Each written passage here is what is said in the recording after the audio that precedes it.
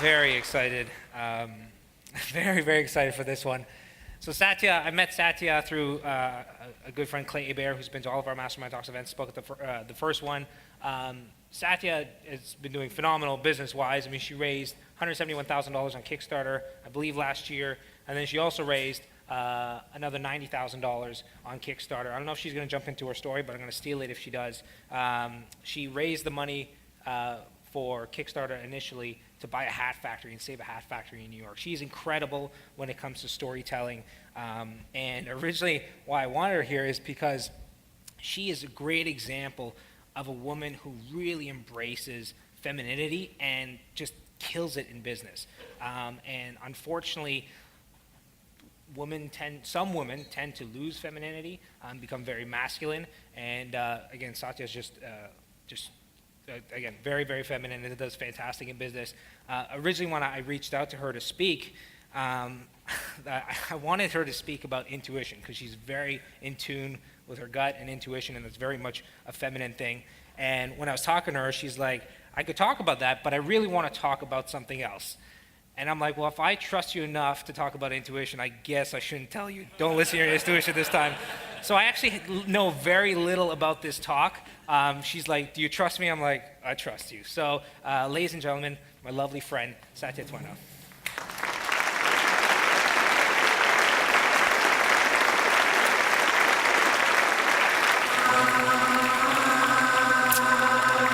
Your construction smells of corruption. Manipulates to recreate. This air to go around saga. Gotta launder my karma.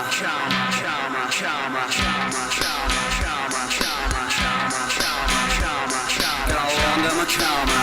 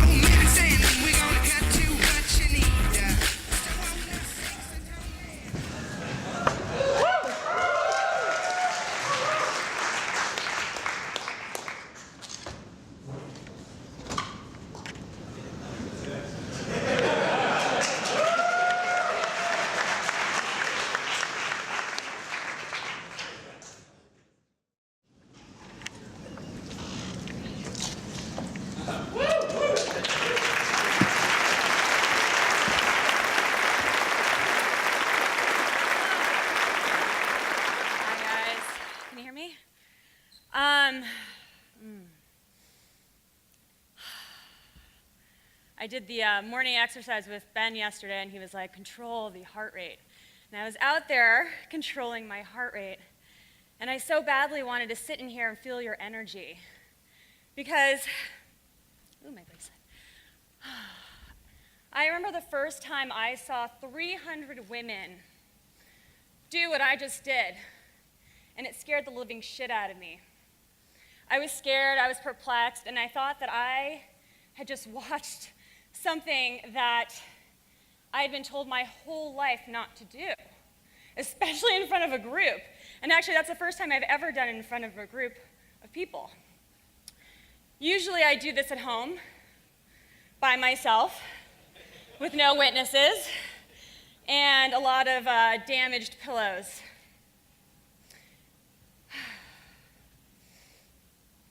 So, I'm going to talk to you about a practice that I've been doing for over a year. A practice that has helped me become more healthy, balanced, creative, effective, authentic, and emotionally aware. So let me introduce to you my concept and practice, the theory I call clearing your emotional shit tank. Whew. So my theory is that we all have an emotional shit tank. We put all of our unresolved, unexpressed emotional matter into it, and it's like a septic tank.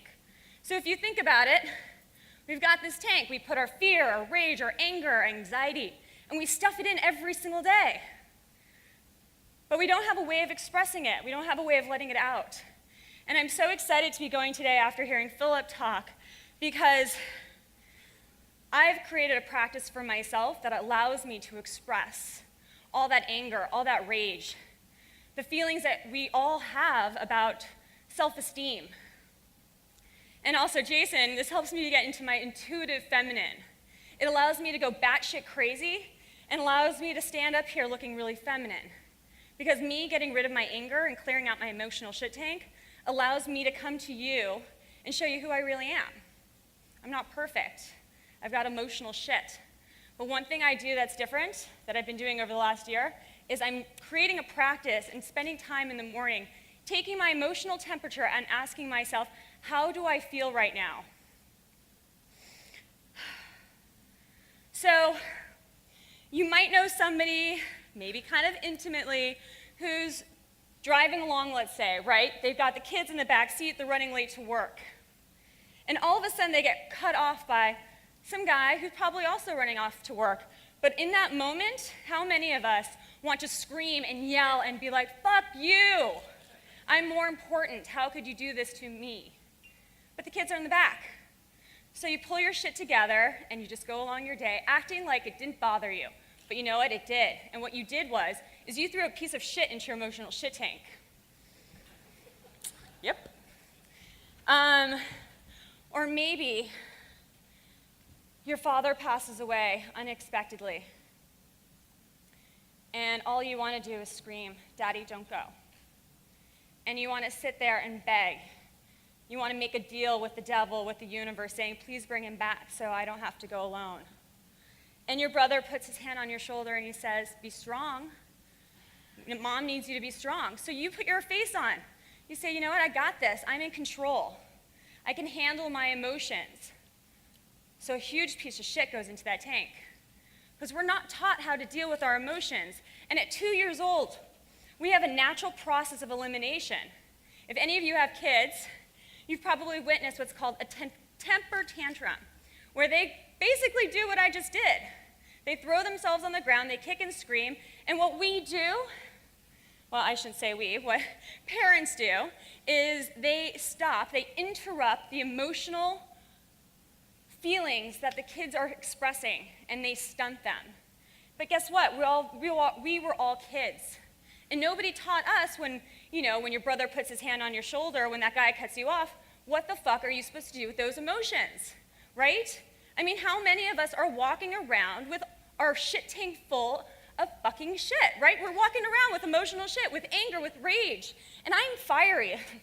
Don't get me wrong, I am fiery. I go straight to anger, and I will beat the shit out of stuff. And that's why my practice works for me. And that's why I think it's really important for me to share that with you. And this is probably the only space that I would share this with, because Jason and Candace have built such a great community of you guys who are emotionally available, who are loving. I knew I could come up here and show you what I do and not be judged. Or if you judge me, that's fine. Because what we do in society is we label women who can't hold their shit together as batshit crazy. What we do when men show their emotional side, we label them as weak. So we need to have a natural process of elimination, and we need to learn how to do it so we can show up. And you know what? When you're a good business person, you show up with a clear mind. You're not thinking about the things that happened yesterday, because that shit's not affecting you. You show up every day clearing your emotional shit tank. And our bodies eliminate naturally, and I spoke a little bit about temper tantrums when you're 2 to 4 or 5 years old. And really what happens with children, what we say is, the prefrontal cortex has not quite developed. So their language skills are not developed. So we write it off that we're not doing something wrong, but we haven't taught them how to eliminate those emotions. And again, we eliminate naturally, right? Food and drink, we eliminate through our body. We eliminate toxins through our sweat. And we even eliminate in our body when we have sex. So why should it be any different when it comes to our emotions? Has anybody here actually been taught what to do when they have that strong emotional awareness of what's happening inside their body? Probably not. So again, we've never been properly taught how to deal with our emotional shit. And here's the problem, the true problem, is that we disconnect from who we are. We don't trust ourselves, and even worse, we don't trust our emotions. But guess what, guys? I now see myself as captain of my ship, right? Captain of my destiny. And I'm using my emotions like a captain would see the stars and use the stars in the sky as indicating where they're going and where they've been.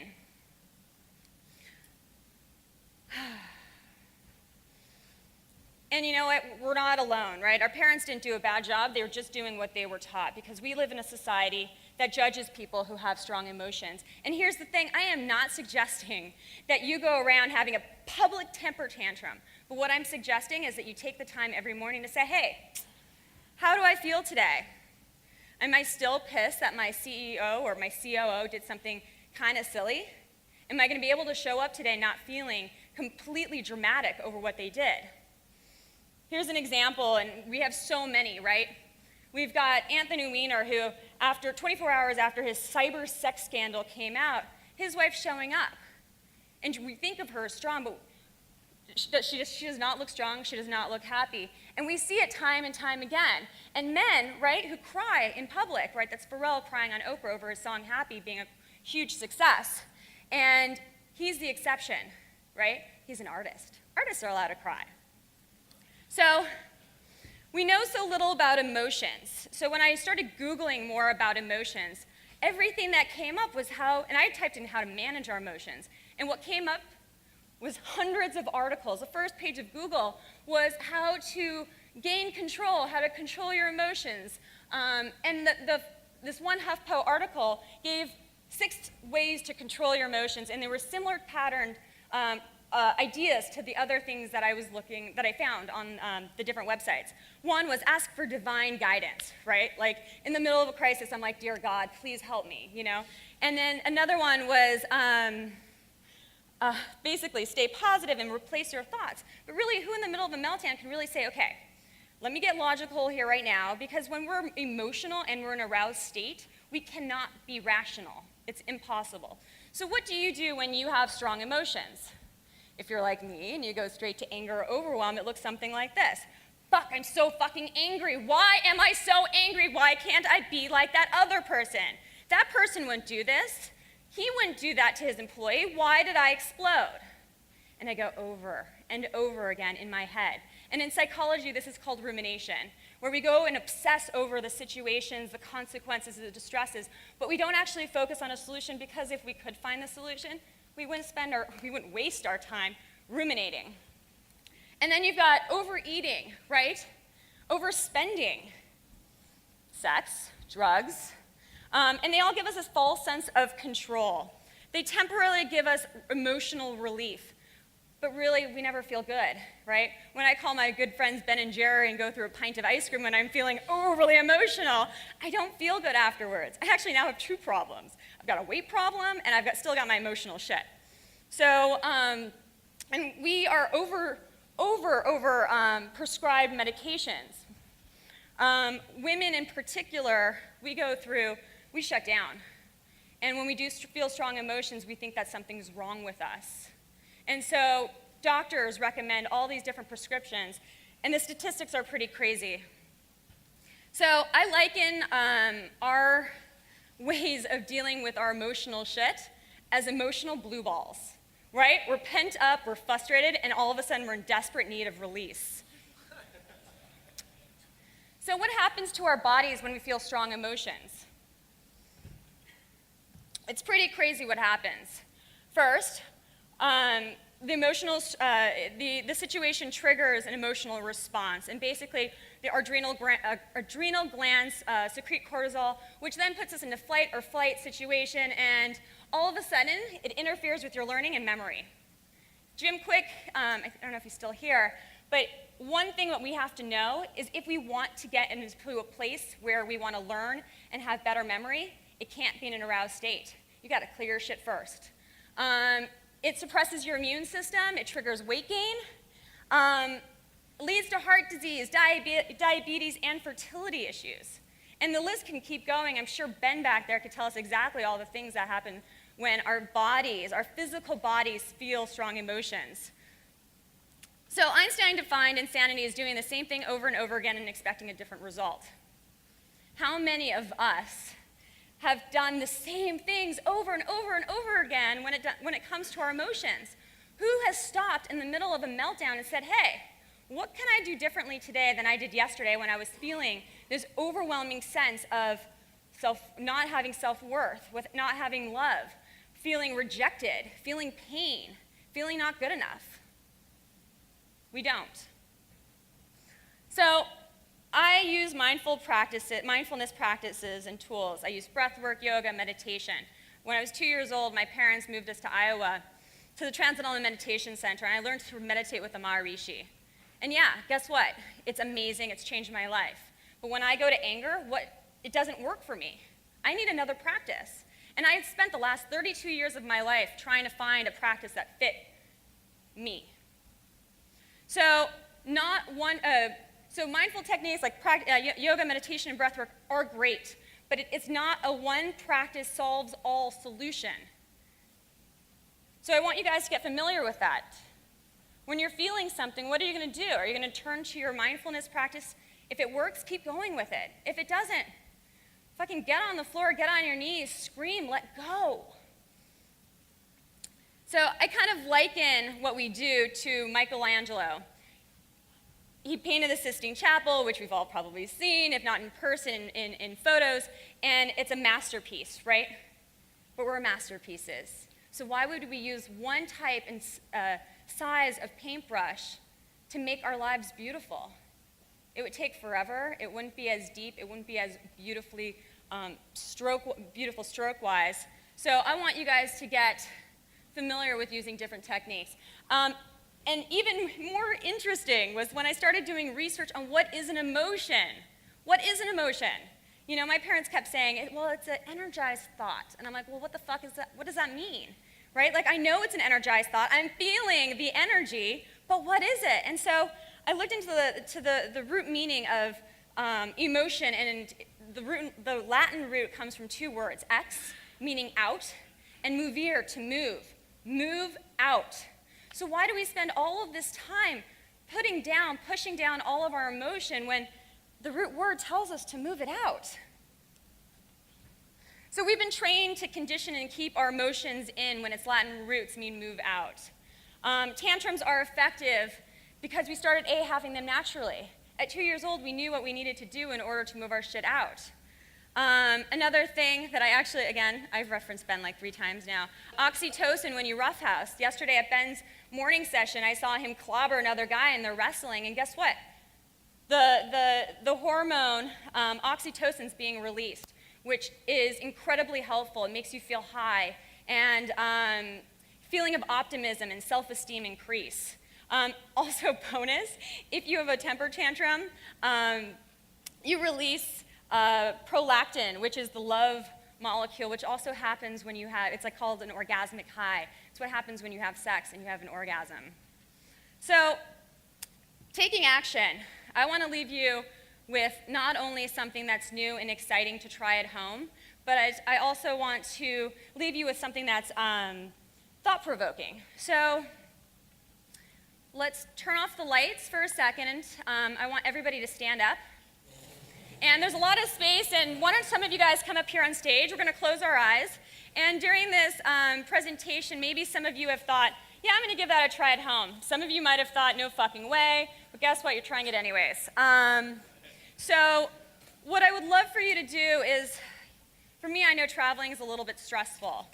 And maybe somebody has triggered you while you've been here. Maybe something is, not feeling right. Maybe something that Philip said this morning felt a little uneasy.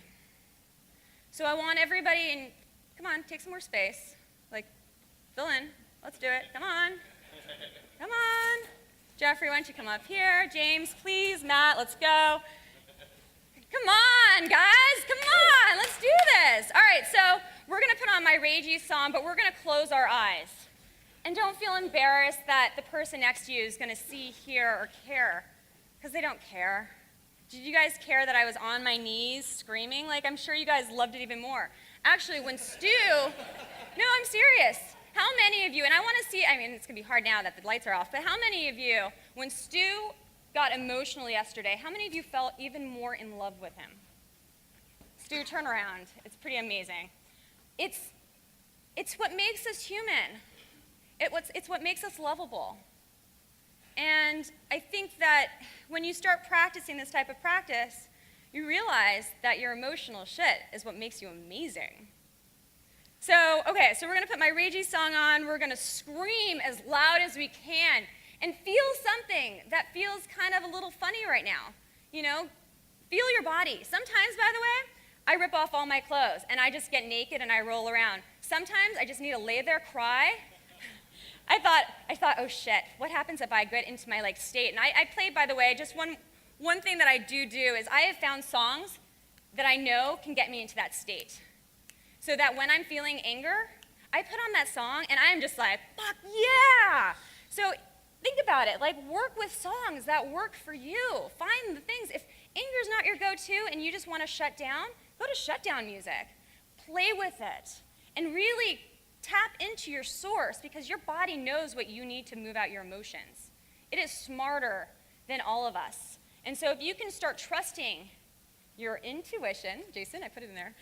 If you can start trusting your intuition and understanding what your body needs to move your emotional shit, you will be a happier person, you will be more lovable, and you'll be able to show up and feel fucking awesome. All right, so let's play the song. What we're gonna do, close your eyes, scream. If you're up here and lucky you have some space, maybe hit the floor and close your eyes because nobody really wants to see you and you don't want to see anybody else. So trust me, do it. Yeah, grab some pillows and let's hit it.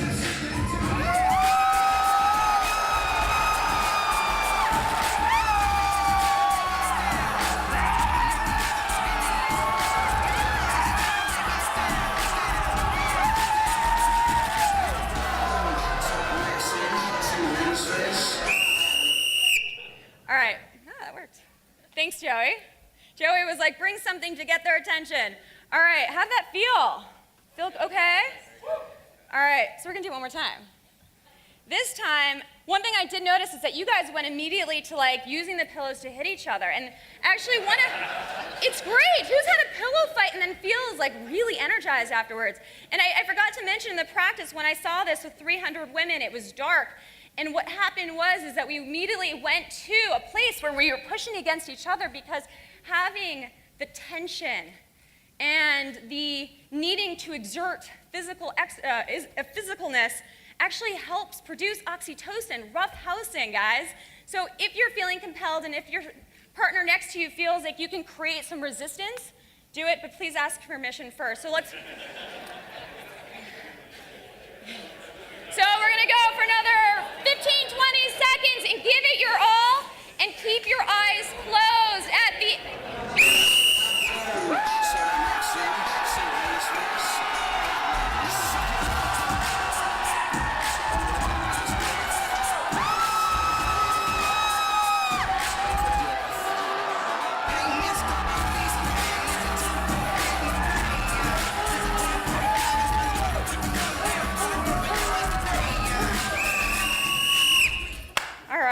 All right. Awesome. So congratulations, guys.